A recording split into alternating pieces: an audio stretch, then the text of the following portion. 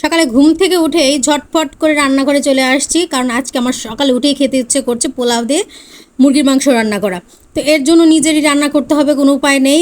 আর নিজে রান্না করতে বেশি পছন্দ করি, নিজের হাতে রান্না খেতে আমার বেশি ভালো লাগে। তো আমি এখন সব কিছু একদম মশলা টশলা রেডি করে রান্না করতে চলে এসেছি। তো আসসালামু আলাইকুম, আমি সানিয়া আফরিন। কেমন আছেন সবাই? আলহামদুলিল্লাহ, আমি বেশ ভালো আছি। তো অনেক দিন ডায়েট করার কারণে কিন্তু ভালো মন্দ তেমন খেতে পারছিলাম না, মানে রিচ ফুড খাওয়া একদম অ্যাভয়েড করে চলছি। তো ভাবলাম যে আজকে একটু খাওয়া যেতেই পারে। আসলে ডায়েটের তালে থাকলে দেখা যায় অনেক কিছুই আমরা খাওয়াটা ইগনোর করে চলি, কিন্তু আমাদের আসলে এভাবে ইগনোর করে চলতে সবসময় ভালো লাগে না, কারণ আমরা বাঙালি তো ভোজন রসিক, মাঝে মধ্যে একটু খেতে ইচ্ছেই করে। তো সকালবেলা ঘুম থেকে উঠে চাটাও আজকে খাইনি, সব কিছু। আর কারেন্ট ছিল না, এটাই সবচেয়ে মানে বিপদে পড়ে গেছিলাম যে ব্লেন্ড করতে হবে মশলা, কিভাবে কি করি।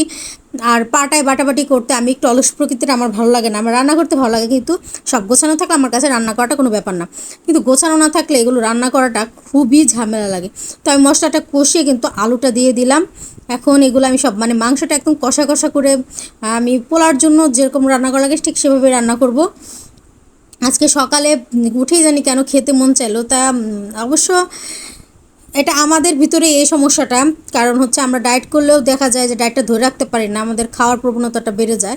কিন্তু আসলে এত এইভাবে খাওয়ার চিন্তাটা রাখা উচিত না, কারণ ডায়েট করলে পরে যদি আবার রিচ ফুড খাই তাহলে কোনো লাভ নেই, সেই একই সমস্যাই ঘুরে ফিরে চলতে থাকে, ওজন আবার বেড়ে যায়। তো যাই হোক, আমি দেখেন মাংসগুলো কিন্তু হালকা ভেজে নিয়েছিলাম, হলুদ তেল আর হচ্ছে লবণ দিয়ে কিন্তু সবসময় মাংসটা আমি ভেজে নিই, এতে কিন্তু খেতে দারুণ লাগে।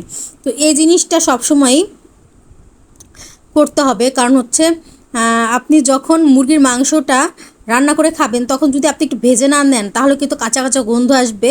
তার জন্য মুরগির মাংসটা অবশ্যই ভেজে নিতে হবে, মানে আপনি ভেজে নেবেনই। আর এখন যদি আপনি ভাজা ছাড়া আপনার কাছে কাঁচা কাঁচা গন্ধ না আসে তাহলে আপনি খেতে পারেন, সেটা আপনার ব্যাপার, সেটা কোনো সমস্যা নেই। কিন্তু দেখেন কত সুন্দর কালার চলে আসছে। আমার প্রত্যেকটা মশলা কিন্তু একদম নিজেদের ভাঙানো মশলা।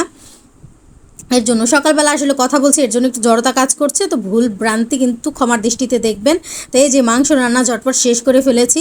আর মাংসটা যদি বেশি নরম হয়ে যায় তাহলে আমার ভালো লাগে না, ফার্মের মুরগি এমনিতেই নরম হয়ে গেলে ভালো লাগে না। তো এই পাতিলে হচ্ছে আমি এখন পোলাও বসাবো। তো পোলার চালটা বসিয়ে দিব এই পাতিলটায়, যেহেতু একটু ছড়ানো আছে সেহেতু আমার রান্না করতে সুবিধা হবে।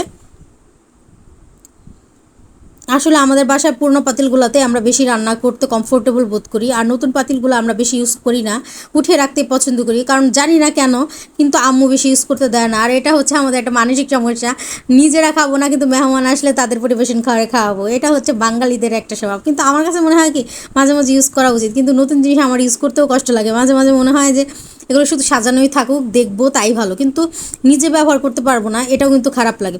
তো পোলারটা আমি বসিয়ে দিচ্ছি, পোলার জন্য পর্যাপ্ত তেল দিয়ে দিয়েছি এবং সব কিছু দিয়ে দিয়েছি। এখন আমি দেখেন চালটাও দিয়ে দিলাম।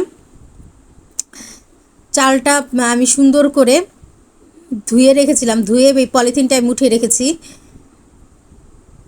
এখন আমি এখানে দিয়ে দিলাম সুন্দর করে।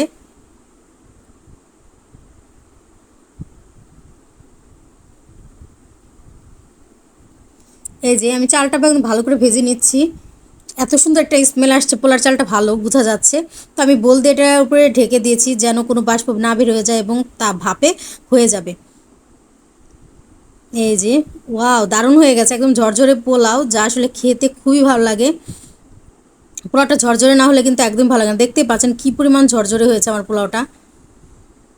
পোলাও রান্নাটা আসলে একটা আর্ট বলা যেতে পারে, কারণ পানির পরিমাণ এতে কম হলেও ভালো হয় না, রান্না বেশি হলেও ভালো হয় না, এটা সব সময় পানির পরিমাণটা ঠিক রাখতে হয়। আর এই যে সালাদ বানিয়ে নিলাম, এখন সালাদ দিয়ে এই যে আমি খাচ্ছি। তো ভালো থাকেন সবাই, আল্লাহ হাফেজ।